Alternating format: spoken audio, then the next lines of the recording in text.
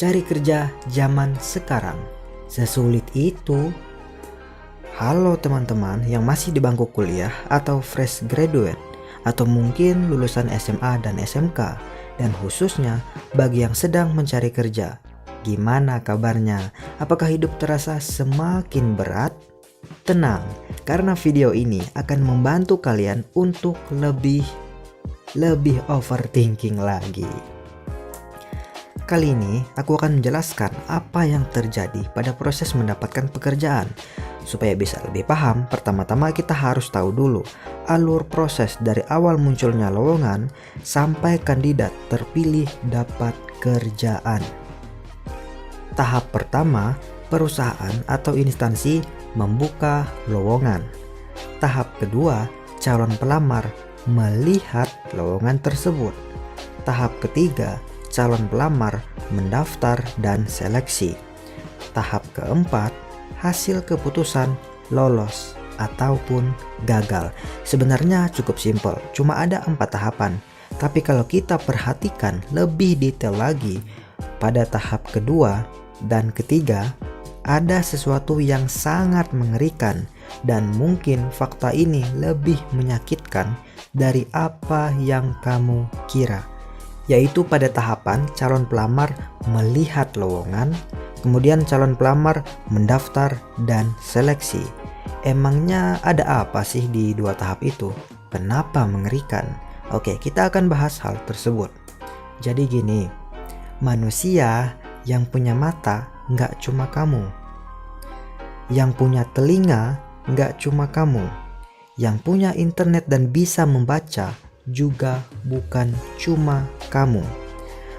Orang lain juga punya dan bisa. Maka dari itu, yang mengetahui lowongan kerja tersebut bukan cuma kamu. Mungkin ada puluhan, ratusan, bahkan ribuan orang. Kemudian setelah mereka melihat lowongan, apa yang dilakukan? Yang jelas mereka juga mendaftar dan seleksi. Nah, disinilah akar masalah yang akan kamu hadapi. Kamu kira sainganmu mencari kerja nanti adalah temanmu yang makan gorengan di kantin biasanya? Atau bestie-bestie kamu di sekolah dan kampus? No, bukan. Sama sekali tidak. Karena sainganmu adalah orang-orang top dari kampus superior, mahasiswa kelas kakap, atau bahkan mungkin para profesional yang sudah pengalaman bertahun-tahun yang sedang cari pekerjaan baru.